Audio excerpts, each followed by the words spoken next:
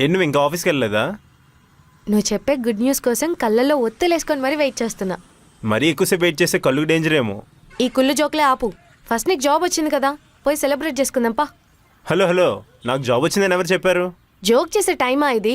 నిన్ను ఇంటర్వ్యూ చేసిన ఆయన మా ప్రీవియస్ మేనేజర్. ఏదో కొంచెం హెల్ప్ చేయండి సార్ అని బతిమలాడితే ఒప్పుకున్నాడు. అయినా నీకు జాబ్ కన్ఫర్మ్ చేస్తానని చెప్పాడు కదా. ఓహో అదా సంగతి. ఆఫర్ లెటర్ లవ్ లెటర్ లాగా ఎన్నిసార్లు వద్దన్నా కూడా ఇస్తున్నాడంటే ఏంటా అనుకున్నాను. ఇప్పుడు అర్థమైంది. అవన్నీ కాదు, ముందు జాబ్ వచ్చిందా లేదా? Bro thank you so much. మీ వల్లే నాకు జాబ్ వచ్చింది. నాదేం లేదు బ్రో, నీకు టాలెంట్ ఉంది కాబట్టి నువ్వు సంపాదించుకున్నావు.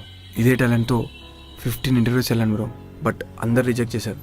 కానీ మీరు ఇచ్చిన ఇన్స్పిరేషన్ వల్లే ఈరోజు ఇంత బాగా ఇంటర్వ్యూ చేశాను, నాకు జాబ్ వచ్చింది. మీదేమైంది బ్రో? రాలేదు బ్రో. అదేంటి బ్రో, మీకున్న టాలెంట్కి మీరు జాబ్ ఇచ్చే రేంజ్కి వెళ్ళాలి, కానీ మీరేంటి ఇలా జాబ్ అని తిరుగుతున్నారు కదా, నాకు అదే అనిపించింది.